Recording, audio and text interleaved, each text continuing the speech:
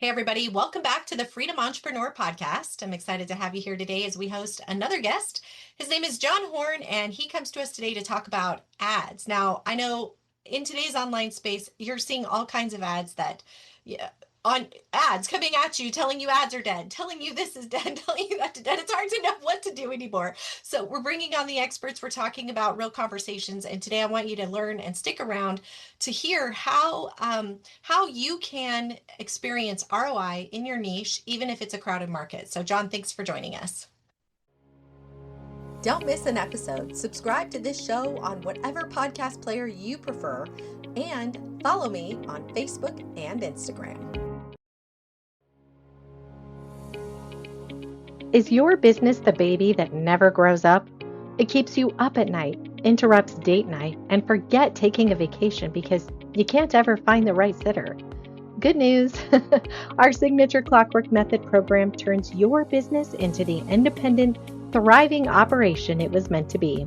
We help you build the processes that empower the people to scale with profitability, without you micromanaging every detail. The Clockwork Method isn't just another coaching program that leaves you with a heap of to-dos, just adding more to your plate. In this program, we build the systems with you, handling the big tech heavy lifting that just slows you down. Ultimately, the Clockwork Method is here to help you transform your business from that needy, dependent operation into a mature business that runs itself. Discover more today at theclockworkmethod.com.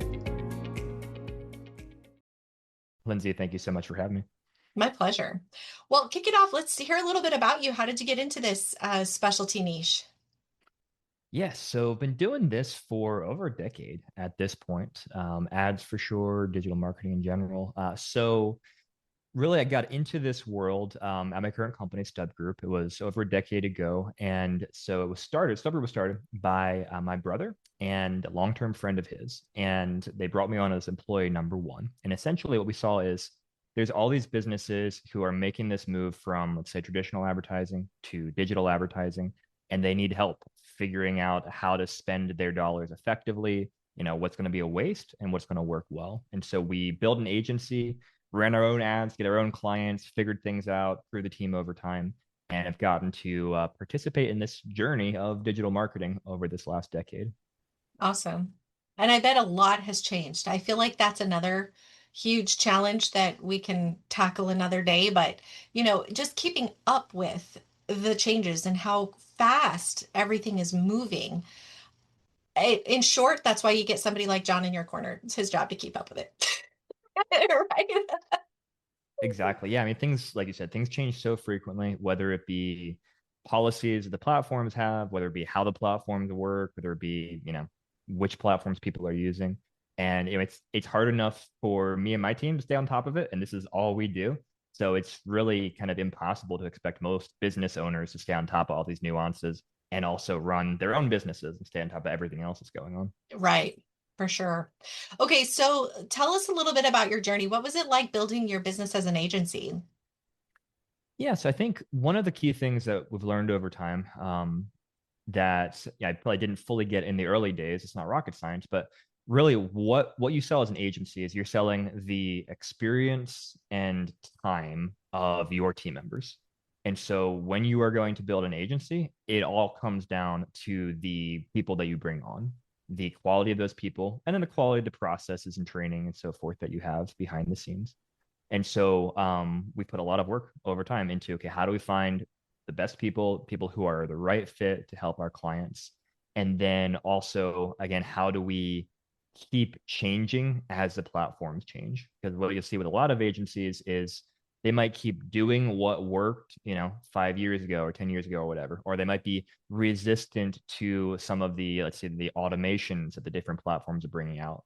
But in our experience, we found the most successful agencies are the ones who are constantly learning and testing new things, as long as they also have a big grain of salt. You don't just believe everything that Google says or Meta says. Hey, this new feature is the best thing ever. Like, you got to test, verify, so forth.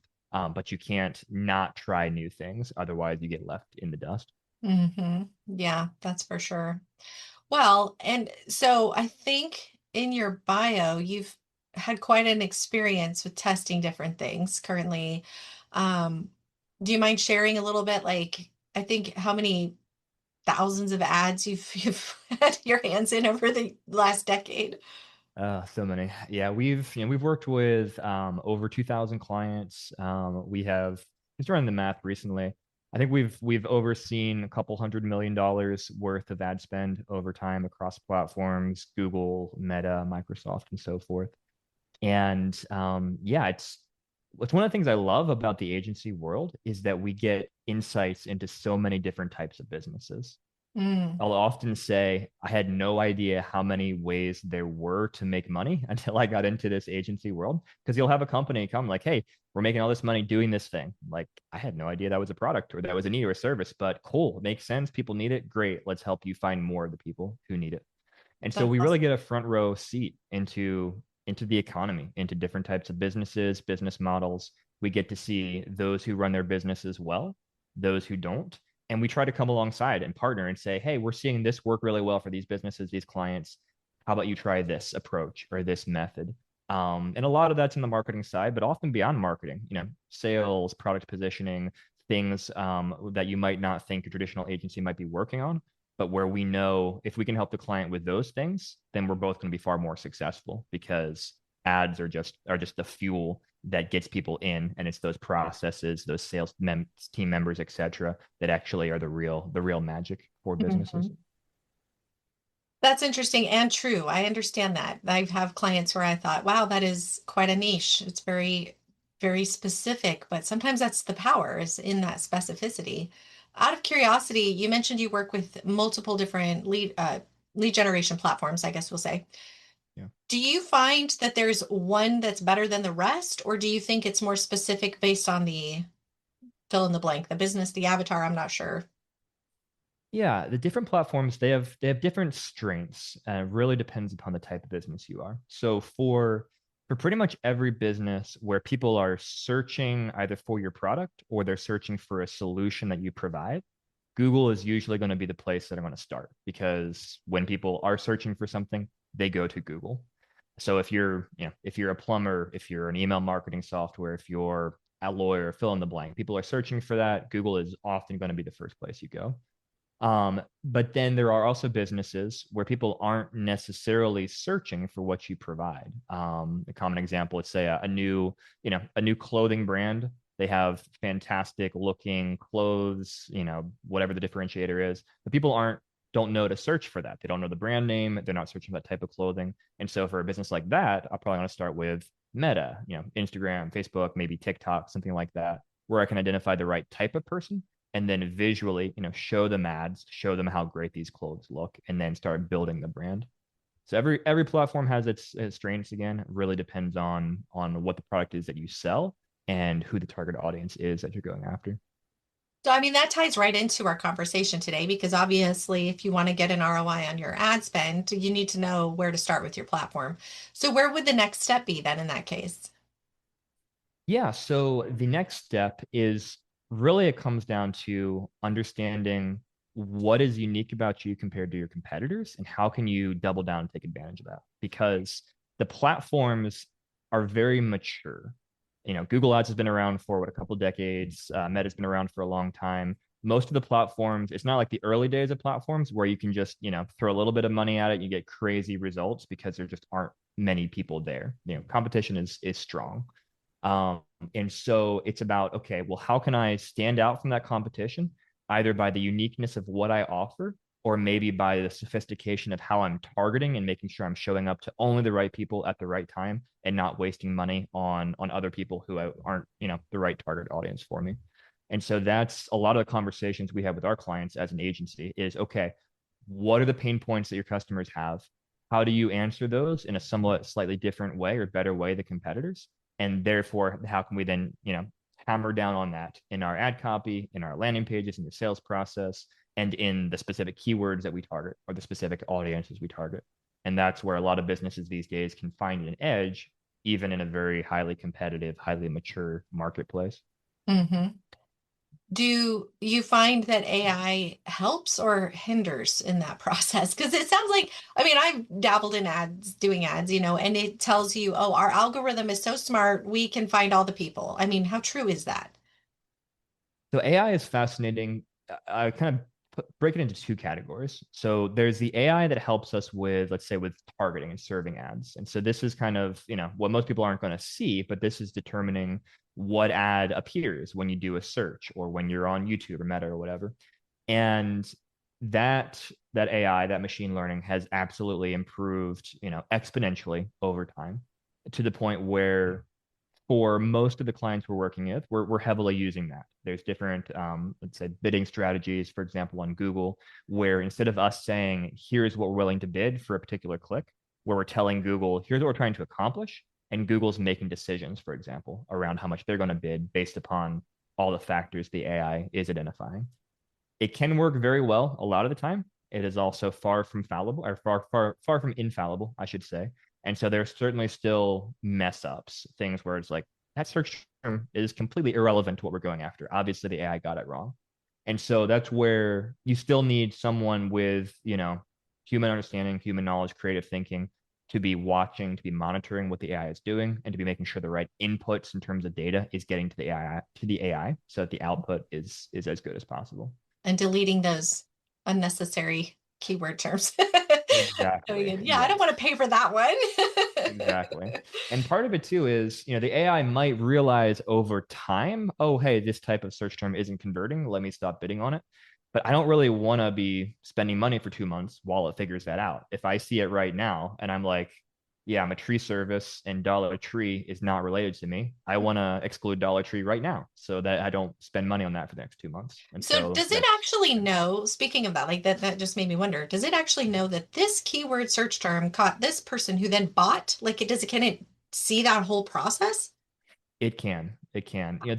There are sometimes gaps in the process if people have, ad blockers or different things, but the majority of the time, yes. If you go and search for something, I'm going to be able to see, okay, so this search term turned into an order. That order had this dollar amount tied to it, things like that. I don't see Wow, your name, I don't see private information about you, but I can see how the keywords, how the ads are converting into sales. that's pretty awesome. So then you can really double down on just those keywords if you wanted to. Now, what's your process, or not your process necessarily, but like how would you advise somebody to figure out that part of the process? Do you know what I mean? Yeah. Yes, let's say you're listening to this and you are a business who hasn't done much Google Ads and you're, thinking about getting into it. The first thing that I would do is say, okay, let's identify again kind of what are your unique selling points. If you have 5 different services, I don't necessarily want to start with all 5 services. I want to start with what's working best for you. What are people searching for? What's converting well? Because that's a common trap a lot of businesses get into. They're like, oh yeah, I'm a tree service and I also remove stumps and I, trim trees and I, take out the garbage and whatever. But it's like, hey, no, if 80% of your business is coming from people who are, hiring you to cut down trees, let's start with that. That's obviously what's resonating with your audience. And sure, we can expand once we tap out that audience into other things and see if we can get something to work. But let's start with the low hanging fruit. So Hmm. A, I'd say, what is actually working best for you in your business right now? Let's start with that, advertising that. And then B, I would say, before we start spending any money on advertising, let's figure out what does success look like. What I mean by that is, are we trying to drive, phone calls? Are we trying to drive quote requests? Are we trying to drive people to your physical location? Like what is the call to action that we want people to respond to? And then what can we afford to pay for that? So ideally, if you're a business, you already have a sense for things like your lifetime value of the customer, your close rate for leads, things like that. And so, if you come to me and you say, hey, I can afford, $5 per lead, and I know, okay, well, the click itself is going to cost $10 in this space, then I'm going to say, don't do Google Ads. Like this is not ever going to work for you. But if you're like, hey, okay, I've done the math and we could afford to spend whatever, $300 per lead for this business. And I look at the numbers and I say, hey, okay, we might be able to achieve that. Then that lets us actually have a good place to start from where we know that what you define as success could possibly be achievable. And a lot of businesses they don't do that. They just start throwing cash at it, throwing spaghetti at the wall. And then because they don't know what success looks like and they're not tracking success, it fails. And they have a bad, taste in their mouth from Google Ads because in their mind they failed because they went into it in a flawed way. Okay, I'm taking notes because I have questions I've got coming up in my head. So one question is, typically, how long do somebody need to be running ads before they might start to see some of that ROI or at least a break even point? Yeah, Obviously, I know I'll answer. it's going to change depending, but like just average. Totally. So I'll answer in two ways. So the great thing with ads is that you start to see at least response and traction very, very quickly. It's not like SEO where you might, write a bunch of blog posts, do a bunch of work, and hope that 3 months from now, 6 months from now, you rank and start getting traffic. With ads, you know right away, hey, are people clicking my ads or not? And what are they searching when they click my ads? Things like that. So you start getting feedback very, very quickly. But like you mentioned, obviously it takes some time to start working with that feedback to make the changes to make that profitable. So generally what we tell our clients is we say, hey, we want you to be willing to work for at least 3 months to prove concept, to get to the point where you're either profitable or it's clearly you're going in the right direction, it's going to be profitable. Now, for some businesses, they achieve profitability much faster than that. But that's kind of a rule of thumb going into it, where it's that you've got to have at least this much runway and patience to give this a real, true shot to see if this is going to work well for your business. Yeah. Okay. Now the other question's a lot more technical, but I feel like you're the guy for this job. You seem like you're Do really it. good at technical stuff. Do you have a recommended like percentage? So say the tree service as an example. Let's say they're averaging, I don't know, $500 per customer to fall a tree. Mm-hmm. Obviously, their profit margin is going to be all over the place. Every business has its own, net percentage average. But Mm-hmm. do you have like a good rule of thumb, like, 5% of your net per job is about how much you should spend times 20 or something like that? Like, do you have some sort of Mm-hmm. a financial algorithm to help them determine what their ad budget is? That's a fantastic question. I'll share a couple things about kind of the framework I would use for that. So the first thing I would look at is how much overhead cost plays into things. So for example, let's say you're an e-commerce business. Most of the cost related to what you're doing is going to be the cost of goods sold for that product. So I'm going to look at your profit margin. Obviously, there's going to be some overhead, salaries, things like that. But you're either going to sell this product and it costs you X amount to make it or not. And so often for e-commerce, people look at like return on ad spend heavily. If I'm selling this for $100 and my profit margin is 50%, I know I'm making $50 profit from this. All right, how much of that $50 am I willing to spend in marketing to achieve that? And that's a little bit different than, let's say, maybe a tree service, company, since we're using that as our example, where hey, they already have the cherry picker, truck. They're already paying for insurance. They already have a lot of the overhead cost that really doesn't change how many jobs they do. There are, costs associated with each job. There's going to be labor costs, things like that. But they're kind of at a point where it might make sense for them to spend a higher percentage of each job's cost on marketing because every job they get above kind of what their baseline is just extra money that's helping pay down that overhead versus the e-commerce company where it's more transactional. They have a set margin, not a lot of overhead. So I would factor that into setting those goals. And then usually what we do over time with clients is we try to find a water level. That's kind of how I describe it. Because the more profit you want out of every, transaction, the less you need to spend in advertising to accomplish it. But at a certain point, when you're not spending enough in advertising, you're just getting very few of those transactions. You can't go out and get more. And so we try and find that water level between the volume of transactions we're driving and the profit per transaction to maximize the number of those profitable dollars. And that's different for every single business based upon their numbers and margins and whatnot. So it's hard to give you kind of a rule of thumb. It's Yeah. more that's kind of the framework. And then we dig into their numbers to try and Makes see sense. I mean, I what kind works of for them. wondered that too with them. That's why I mentioned net profit because I know Mm-hmm. like the e-commerce their net is usually higher, but labor can be less just because labor is kind of expensive depending on what they're doing. Yeah. But also, then that also lends them into a lot of other questions of bunny trails. And you got me thinking too, It seems like Google Analytics plays a lot into this. Is that part of your service that you help them set up their Google Analytics and like track changes they're making maybe to their website so Mhm. that rather than maybe adjusting the ads are driving the traffic, but we want to see if we can get it to convert better because we need to make this change. And I know in Mhm. Google Analytics, you can like bookmark on this day we made this change and see how Mhm. that's affecting it. Do you guys help track that? Yeah, we definitely set up analytics for our clients and look at that on a regular basis to see what's going on. It's Google Analytics, the current version is a lot less helpful than earlier versions. Google did a big change. What was it, last year? I think it was, or 2 years ago. And so it's not as valuable for a variety of reasons as it used to be, but it's still important. It's still something we do set up for pretty much every client and take a look at because I think what you're getting at there is the website experience and what is happening on the website experience is critical to your success, whether it be in advertising or anything else that you're saying traffic to your website through. Hmm. And this is what a lot of people, a lot of businesses ignore this. They focus all their attention and their ad spend and their spend and everything on the ads, on getting people to their website. And it's just not a good experience. It's, it doesn't say what it is they do. It doesn't answer client pain points. It doesn't have good calls to action to move people to take that action. And so they just waste a lot of money. And so, yeah, we spend a lot of time, giving feedback, giving recommendations. Hey, let's test this landing page. Let's move this around here. How do we increase that conversion rate? Because then that makes everything else just better. It Hmm. makes everything else cheaper for them, gets them more, the more that they increase that Yeah. conversion rate.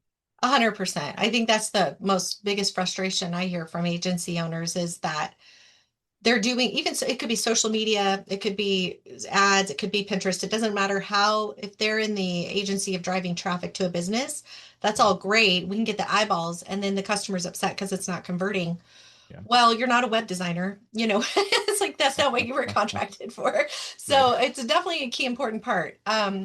Yeah, I was just curious though if you offered like input or suggestions on that or could help track because Yeah. it's true. I mean, I just had a client, we made one change to her website Mhm. and it went from not converting to making a high ticket sale and there was no ads. I mean, this was just the Mhm. website itself got changed.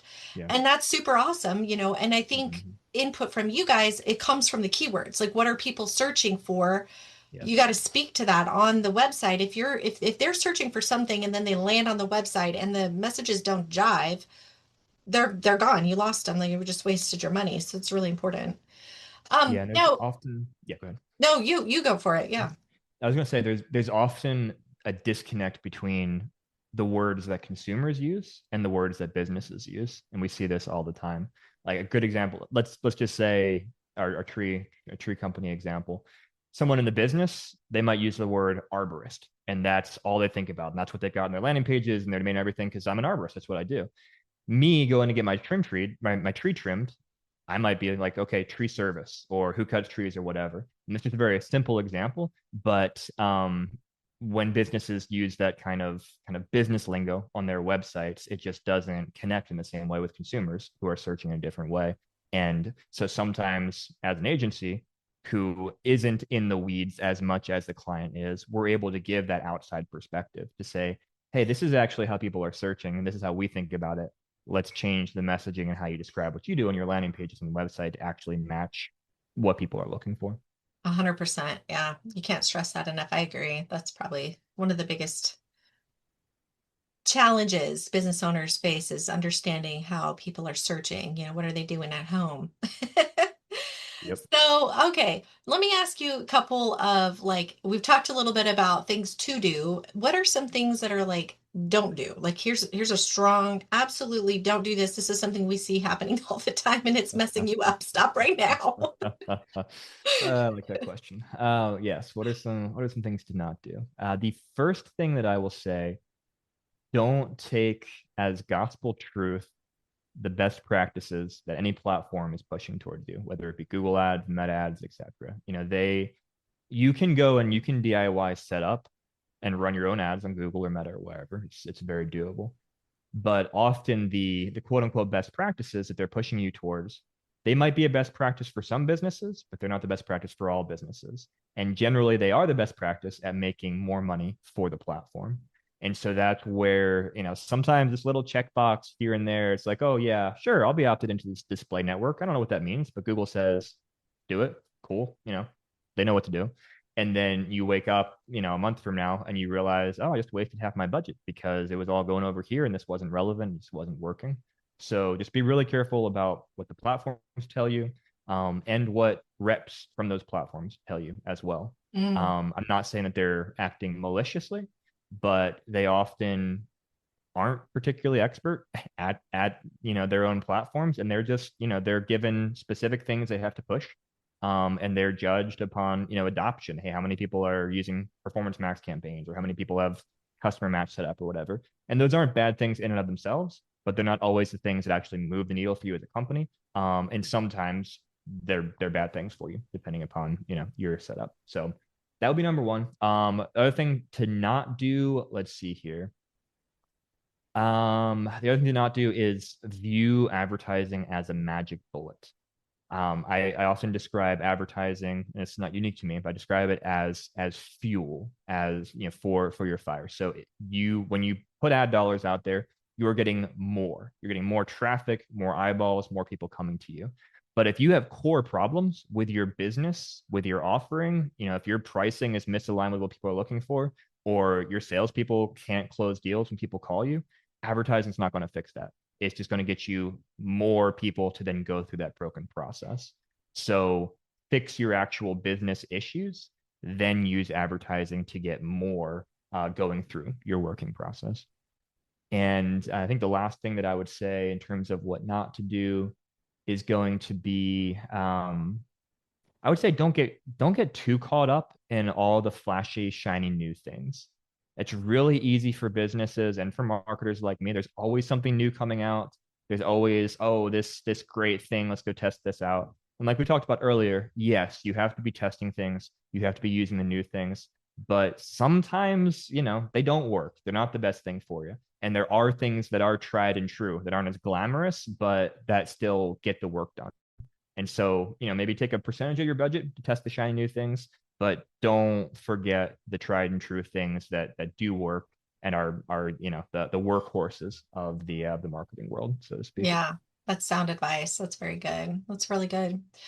So I think this is fantastic. Tell me more about Stub Group. Like what exactly do you guys, is that your agency or do you also have I'm confused. Do you have a membership too?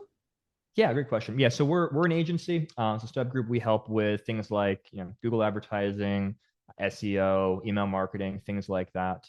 We also do a lot of work helping people with kind of this unique niche thing where if you get if your ad account is suspended by Google and you're not allowed to keep advertising, which happens to last year it happened to almost 40 million accounts, so it's not an uncommon thing. Then we help a lot of people fix those things as well and kind of get back on Google. And yeah, Is that ultimately, true for Google business listings also? Do you help with that? great question. Sometimes we You don't know, do as much I've work seen there. it happen. Oh, it happens so often. It is so frustrating. Yeah, people get suspended there left and right. It really depends. We're definitely open. Reaching out. We'll take a look at your situation. Sometimes we can help. Sometimes we'll send to a partner who works with that. But yeah, we're more than happy to take a look and kind of have a conversation. Yeah. Why do ad accounts get canceled? Like, is there a theme or a reason, or is it just like, I know with Google business listings, it can happen because somebody files a complaint against you and they could be completely false, but Google will Mhm. take their word. I can understand like there's logic behind that, one rogue customer. But with ads, it seems odd. I mean, are those the same way that can they be targeted by random people?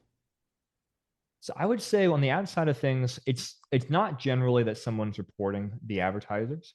It's that Google, by necessity, has had to build a patchwork of policies and enforcement, much of which is automated, because so many people are trying to misuse the Google platform. There are so many, scammers out there, people trying to install malware on your computer, grab your login credentials, whatever it is. And so there are just a ton of bad actors. And so Google legitimately has these processes in place to try and stop that and keep Google ads safe.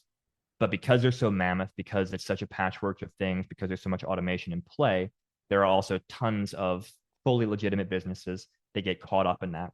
And maybe they, accidentally did something that wasn't malicious. they didn't have this policy page in their website they didn't know they needed to have, or they said this thing in their ads that, triggered the system in this way. All sorts of different things that can go wrong. But once it goes wrong, it's really hard to get Google to actually look at it and bring you back, because they're so mammoth and their process is just not good. And so there's not a lot of common sense, unfortunately, involved, which is where often people bring us in to be like, okay, I don't know what to do here. I've done the obvious things, take me through the paces so we can actually get somewhere with Google. Interesting. Yeah. I was just thinking this is, I don't know, maybe I'm off base here, but you mentioned earlier, like a typical cost per click being around $10. And I thought, wow, that seems like a lot for what I remember it being when I would run specific ads. And I got thinking about it and I'm like, just a random conversation. I thought, what a racket Google and Meta and all of them they've got going, because the busier the platform gets, the only way they can like manage the quantity of people paying for ads is to raise the price. So then they just become more profitable and more profitable.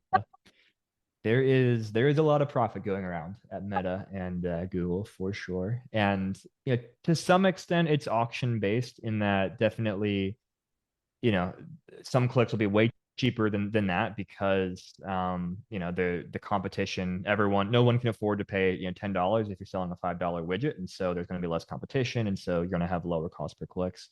But at the end of the day, it's not fully an auction. Like Google definitely has their finger on the scale, and we keep seeing the cost per click increase year over year and get more expensive, Yeah, which is why it's all the more important to be really, sophisticated, targeted, smart about how you manage your campaigns, because you can't really afford not to be with right. how much clicks cost these days.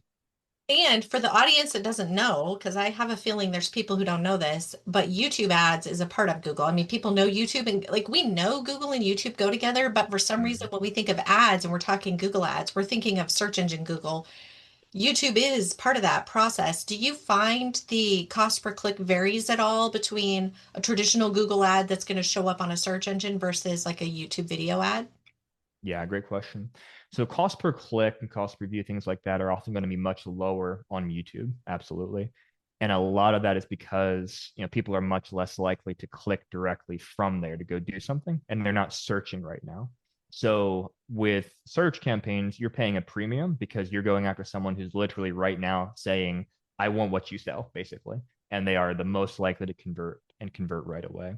And Mhm. then with YouTube, you're getting a little bit up higher in that funnel, generally speaking. Some people do use YouTube as a search engine. I mean, actually, Google loves to say YouTube is the second biggest search engine after Google. I mean, a lot of people use it, but they're not always necessarily looking to buy something or purchase service right away. And so it's a little higher funnel, but still very effective at creating brand awareness. It is very effective at driving, true conversion sales for some types of businesses.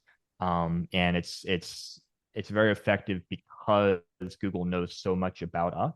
And so the ability to target people, to know what they've been searching for on Google, and then they see an ad on YouTube, is kind of unmatched by most of the other platforms. And that makes it a great place for many advertisers.